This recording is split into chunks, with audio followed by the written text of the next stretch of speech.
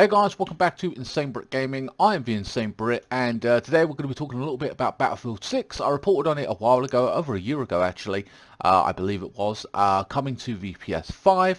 Of course it will come to the PS4 and Xbox. We're going to be citing an IGN article here, going into some detail. Also, I'll talk a little bit about the Summer Game Fest, or some games that I felt were interesting, my opinions on that overall.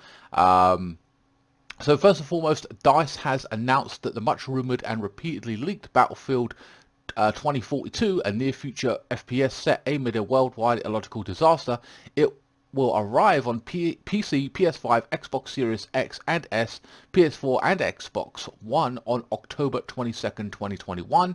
Announced in a reveal stream today, the game features 128 players multiplayer matches on PC and a new next-gen consoles, but remains at 64 players on the PS4 and Xbox One, which is ironic really, because obviously most people are going to have a PS4. Hopefully maybe that will change in the near future when they get the PS5s knocking them out, but according to Sony themselves, that will be happening in 2022 sometime. So yeah, most people are going to be playing on the PS4, I would assume, or PC if you're inclined, or your PC can handle that, then by all means.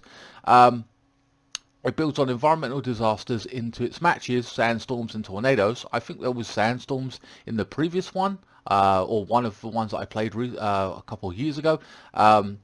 Sandstorms, tornadoes and more. The first direct gameplay will be shown on June 13th, presumably part of E321. Of course, I'm definitely looking forward to that. Alongside the expected new weapons, vehicles and equipment, the game also introduces specialists named characters inspired by traditional Battlefield classes. Of course, sniper, engineer, you know, the typical things. We've seen it before if you're a Battlefield fan. Okay, so with new abilities, with 10 coming at launch. The game brings Battlefield traditional Conquest. I really did enjoy Conquest years ago, and breakthrough modes, and will add Hazard Zone, a squad-based mode that DICE says is very different from the existing modes, and yet another as yet unannounced new mode described as a love letter to Battlefield fans. That's going to be interesting. We already see some kind of like homage to Battlefield players in the trailer, which looked fantastic, when the guy jumps out the jet, used the rocket launcher, blew up another jet, and then hopped back into his own. That was really cool. I remember having people do that on me specifically when I used to play the game. I was never a big jet flyer or what have you. I could never really handle the jets. I was just more of a tank dude or infantry on the ground kind of thing.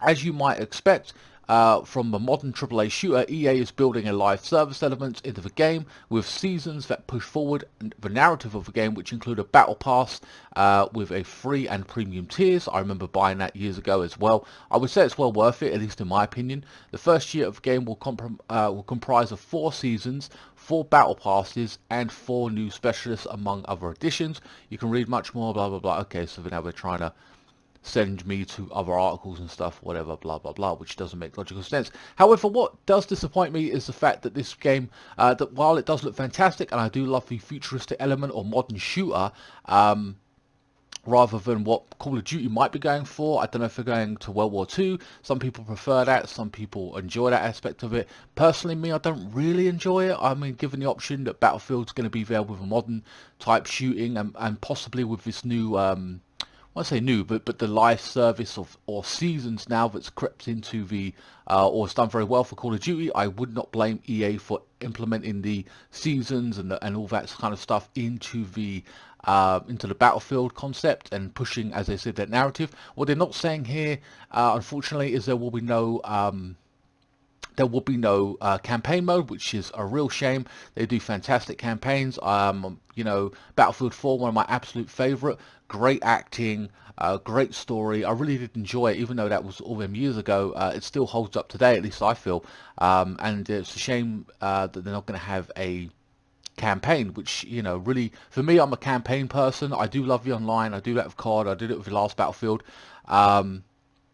So yeah, it's going to be disappointing that they're not going to have a campaign. However, if you're a big Battlefield fan, you won't care. I know most won't, because, at least in theory, it won't affect their sales as much as you'd think, because it's at the same time there's a lot of big Battlefield fans out there. My whole clan moved over from SOCOM, went over to Battlefield 4. There was a controversial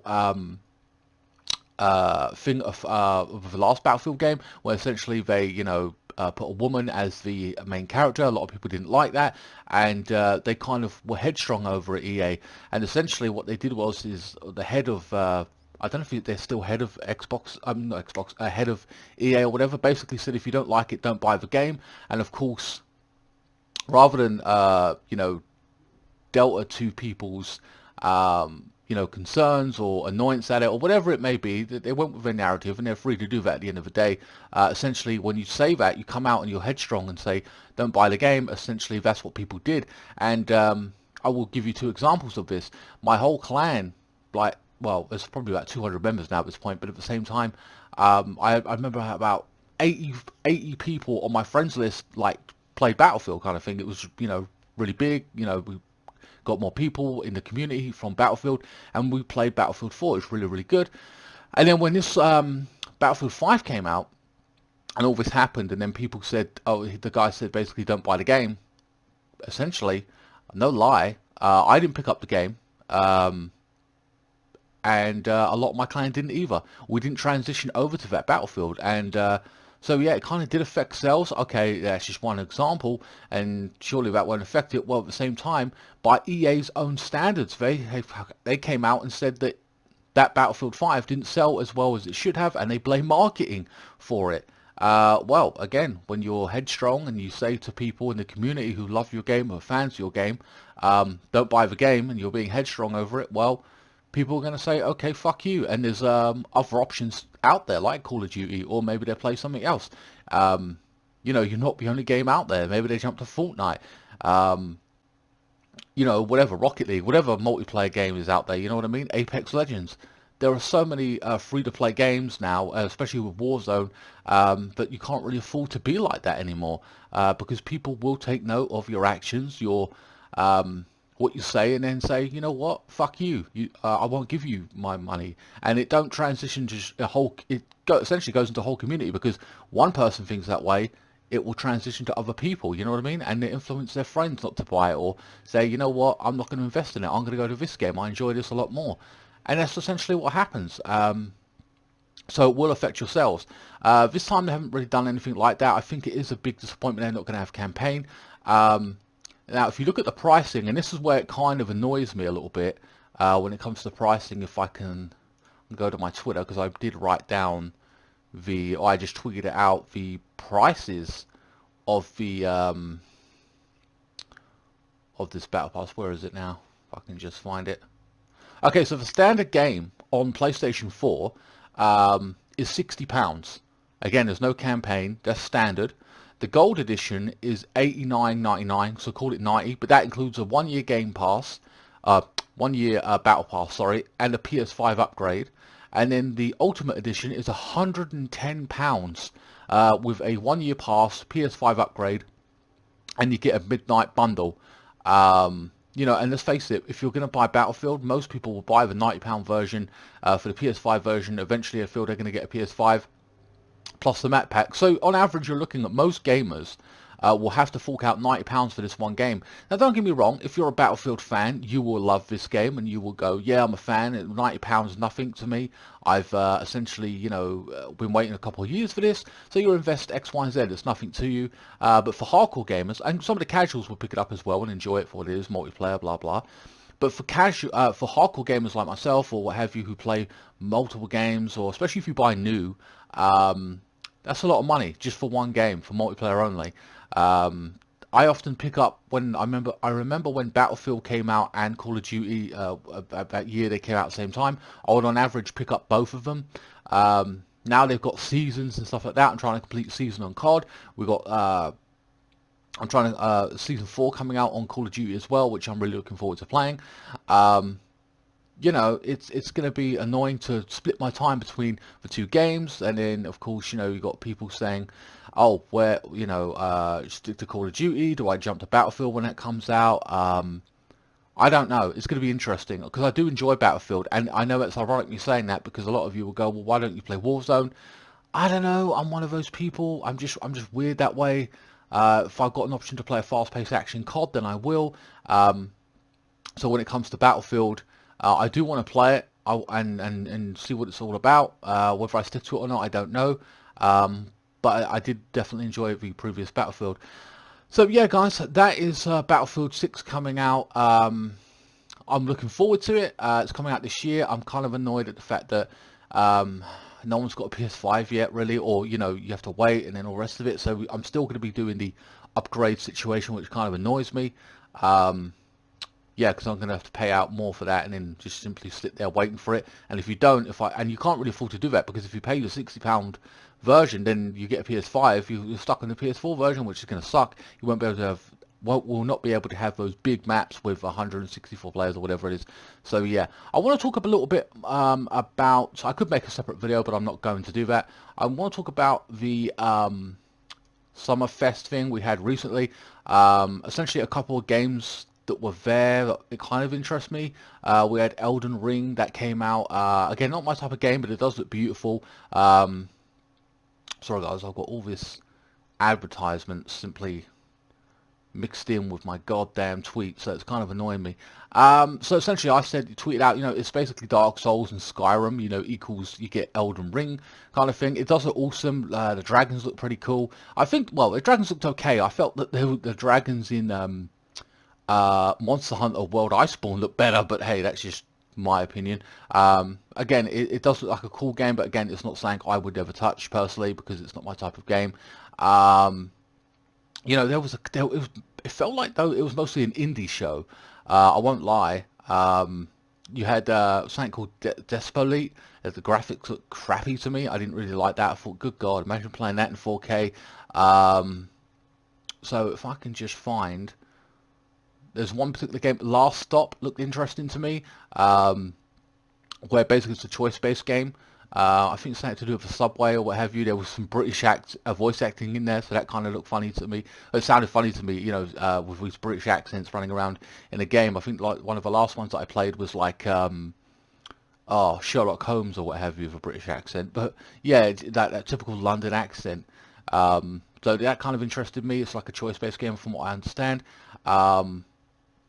And then you had another game called Axum Verge 2 and Toem 2. Again, very much indie titles for me. You know, and I said, imagine paying £70 for these games.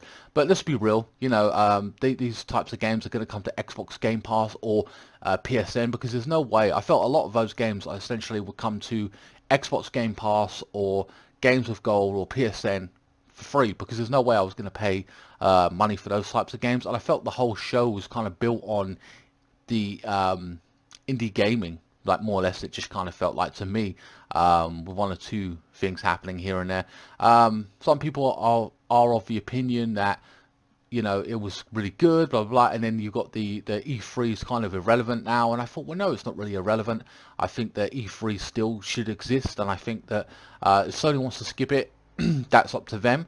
I'm not really happy with the state of play, because they just do basically one big advertisement for one particular game, and that kind of frustrates me. At least I feel I would prefer, at least, you know, Sony are at E3. It's all one big community event where all gamers can come together and you pick and choose, you know, what show you want to watch, whether it's Nintendo. I never do the Nintendo Direct, but they're going to be back at E3. Xbox, you got Ubisoft and everything else coming out at E3. So I think it, you know, it's a place where people gather, and you know, from all whatever your favorite game is, you can experience that as a gaming community, and it's our one big kind of event a year. So you know, everything else is kind of separate, with communities breaking off and having their own thing. But I like the idea of E3 still existing, and yeah, maybe a digital event, but when you're allowed back people to come together again in the next year or what have you, I think it's great for the gaming community to come together and you know, sit there watching. I mean, I watch it at home. Obviously, you got people that go there. That's cool. But it's a good experience. I feel like it just is E3. It's not irrelevant. I think it's still relevant. Digital only event or not, I think it's a positive thing, and I would like to see it continue, regardless of what some people say. You know, I mean, they're saying about the format. I mean, what else can you do with it? If you just want E3 with E3 written there and then all the trailers, that's fine. But you know, okay, maybe there's I mean, the whole thing with cringy hosts and stuff, that kind of annoys me. I won't lie, that gets me every single year. I don't enjoy that aspect of it. Or developers or people who are not very camera savvy or not used to being in front of a camera, so they kind of make stupid jokes or they're very nervous. That's always a thing when it comes to the interviews and stuff like that. Some people are very much interested in the developer interviews and stuff. I'm personally not. I think I might watch one or two of games that kind of pique my interest, but other than that, I more or less stay away from that. I just do not enjoy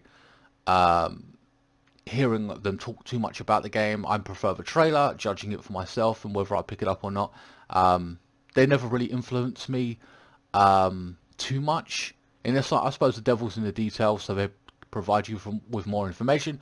But unless it's a game that piques my interest based on your trailer and stuff like that, I won't really listen to the developers. But it's an opportunity for them to expand on their project, and that's fair. They're trying to sell it and compete in a marketplace with AAA games and other indie titles, so it is what it is.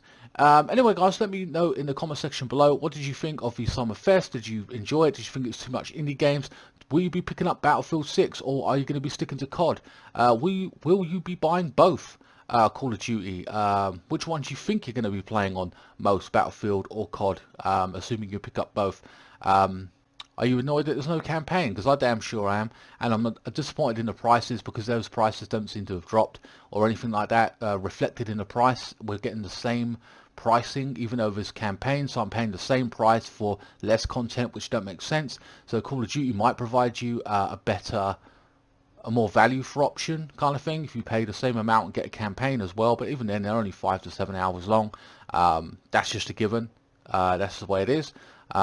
But again, campaign can make the game, and then the multiplayer is separate, at least always to me anyway at this point. Anyway, guys, hope you enjoyed this video. Please like, share, comment and subscribe. Follow me on Facebook, Instagram, Twitter. Links will be in the description below, and I will see you next time. Thanks so much for watching.